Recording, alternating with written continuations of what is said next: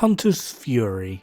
Something of an enigma of a set, and despite the fact that everyone would argue it's a very powerful set, no one really seems to be able to quantify just how powerful and as to why. What is it that makes Hunter's Fury as a set so damn potent?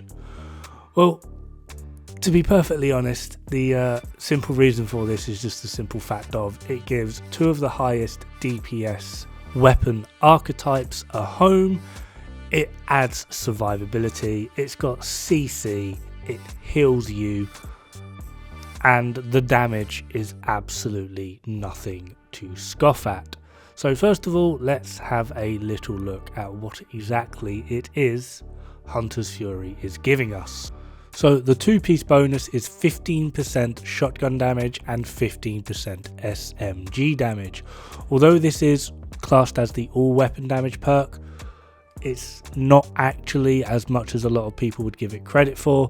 However, SMGs, bar 2 of them, will outperform every single AR in terms of DPS, and minus the Regulus, shotguns are the highest DPS weapon in the game. So the only caveat to any of this is just the simple fact that they are close range weapons. Up next is the 3-piece, which is 20% armor on kill and then 100% health on kill. This is your survivability and pretty much negates the use entirely for use of blue cores, simply just because armor in the long run doesn't actually mean much. What is actually more important is how quickly you're able to regenerate it. Having 100% health and then 20% armor, as long as you're able to do enough damage, you are functionally immortal, except for one-shots, obviously. Then the 4-piece bonus is Apex Predator. Enemies within 15 minutes receive a debuff, amplifying your weapon damage against them by plus 20%. Killing a debuffed enemy with your weapon disorients enemies within 5 meters and amplifies your damage by 5% for 10 seconds, stacking up to 5 times. We then have the chest talent, Endless Hunger, increases the duration of Apex Predator's stacks from 10 seconds to 30 seconds, and the backpack talent is Overwhelming Force, increases the radius of disorient on Apex Predator kills from 5 meters to 10 meters. We're going to go over these two a little bit more. However, I do kind of want to touch on how Apex Predator works. Enemies within 15 meters receive a debuff, amplifying your weapon damage against them by 20%. So that's the first part of Apex Predator, and basically you're in close range, you're running an SMG or a shotgun typically. To get the full potential out of it, you need to be within 15 meters and you will amplify your damage by 20%, which means whatever your normal damage would be, times it by 1.2. It's just going to give you another 20% on top of whatever your normal damage would be. 20% amplifier. However, killing a debuffed enemy with your weapon disorients other enemies within 5 meters, so crowd control, which is very handy because we're in a 15 meter radius, hopefully, of everything. But then it says amplifies weapon damage by 5% for 10 seconds, stacking up to 5 times. So what a lot of people think is this: your base being 20%, get 1 kill, 25, 2 kills, 30, 35, 40, 45. Although this makes some form of logical sense, what we're not taking into consideration is that they are 2 separate amplifiers and they also will stack exponentially. So what we realistically get is 20% of base, and then 1 kill is 20 times 5, 20 times 5 times 5, 20 times 5, yeah, so on, so forth. It gets very convoluted. However, the part that I'm pretty sure all of you are going to be interested to know as well, how much do you actually get per kill? So, yeah, don't worry, I got you, chill, leave your comments. So what we actually get is base is 20, 1 kill is 26, 2 kills 32.3, 3 kills is 38.91, 4 kills is 45.86, and 5 kills is 53.15. Now, just in case you are wondering how much of an increase this was compared to what you thought, don't worry. We go from 20 to 20 at base. 1 kill goes from 25 to 26. 2 kills We thought 30, it's 32.3, 35 to 38.91, 40 to 45.86, and 45 to 53.15. Compared to what a lot of people actually think you're getting from Hunter's Fury, you're getting a good chunk more. This allows you to do a lot more damage so that you're able to keep up your healing, both the 100% health and 20% armor on kill, which is very, very handy. Quick side note, how Hunter's Fury works is the exact same way Intimidate works, so I swear to God if I get one more person say, oh but Intimidate was nerfed. No, it was actually buffed. We went from doing 30% damage to 40.71. And that's just normal Intimidate. Perfect Intimidate now does like 47%.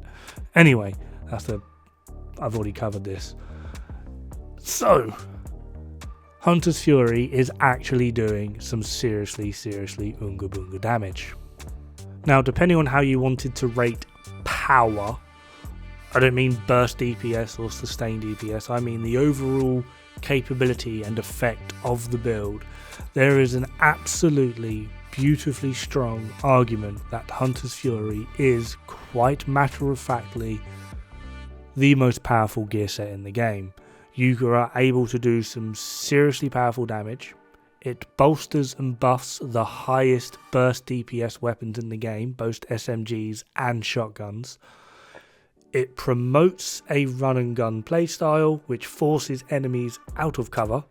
It allows players to utilise quite freely and effectively a full red build so that they're able to put maximum amount into their DPS, and from here we're able to heal and sustain ourselves. Now, like I did say, I did want to go over the chest and backpack talents. So here we have the chest. Increase the duration of Apex Predator stacks from 10 seconds to 30 seconds. Now, although this chest is actually pretty weak, it is still a viable option. It's one of the few gear set chest pieces that it's genuinely viable, and the reason for this is, although we're playing a run and gun playstyle, we're running from one location to the other, we're pretty quick on our feet and nimble, we do tend to run out of stacks pretty quick. The chest is a viable option to maintain that. However, the real saviour here, which I'm pretty sure no one actually uses, is the backpack. Increases the radius of disorient from 5 meters to 10.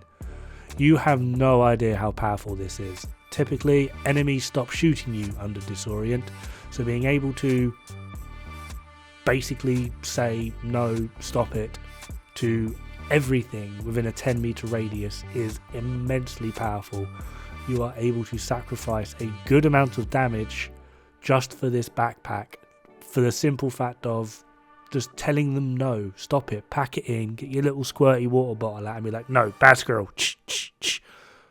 It's absolutely amazing. Although you will sacrifice some damage, the ability to CC near enough entire rooms simultaneously just from getting one kill cannot be understated. Now, hopefully we are ready for some of my amazing editing skills, but I'm going to give some examples of Hunter's Fury builds that really actually do work, despite the fact that some of them are just pure comical. I'm not even going to say genius, but they're close to pretty comical genius. So up first we have what I like to call Hunter's Knuckles. The idea of this is, why shoot things when you can punch them? Combination of, obviously, Hunter's Fury. We've got Bloody Knuckles for an increase in melee damage and weapon damage, and Claws Out. I've been lucky and I got a full red one, which allowed me to change the core.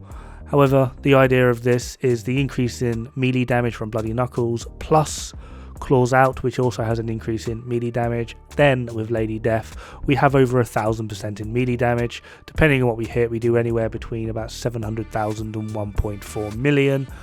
And it's actually just generally fun to play. It clears heroic pretty well, simply just due to the fact that I'm able to maintain stacks very easily, as well as CC entire rooms just from getting one kill. This here is, I've actually done this build quite recently, and I've done an entire video showcasing this. I've dubbed it the best new player build I can think of. Hunter's Fury, Obliterate Chest, and then a Clutch backpack. It has amazing survivability. You're able to run and gun, completely run into the middle of groups and just burn them down from the inside out. You don't have to use Emmeline's Guard, which is the named P90. You feel free. I would actually recommend going for a Vector with Preservation. That will probably do you better. But it's a good fun way to play, and it pretty much negates the need to even use armor kits. Despite the fact that I have actually used every single one of these builds in this video, the one you're currently watching is this build, Headhunter's Fury. I am using Dark Winter just as a quick backup, but the mainstay here is the M870 shotgun along with Regulus. If you don't have Regulus, any pistol with a decent chunk of damage will do. And the idea here is just absolutely bulldoze your way through the game. This build has world record after world record under its belt. I would genuinely argue that it is the single most powerful build in the game. Although it does struggle at range because you're using 1 Hunter's Fury, 2 a shotgun, you shouldn't have too much trouble closing the gap. And once you have closed the gap, it is the shooting season from there. It's fine, it's easy, it trivializes normal, hard, challenging, heroic, and if you've got the skills, it makes legendary an absolute cakewalk. It is a lot more skill dependent on legendary, but if my terrible ass can cheese my way through heroic with this amount of ease, then you can too. It is entirely usable, and due to the CC of it and the close proximity and what that tends to do to the enemy AI, it's very console friendly as well. So there we have it, Hunter's Fury. It literally is furious. Anyway, I do hope this video has helped you out. Hope to see you again pretty darn soon. Have fun, good luck, don't die. It's bad for the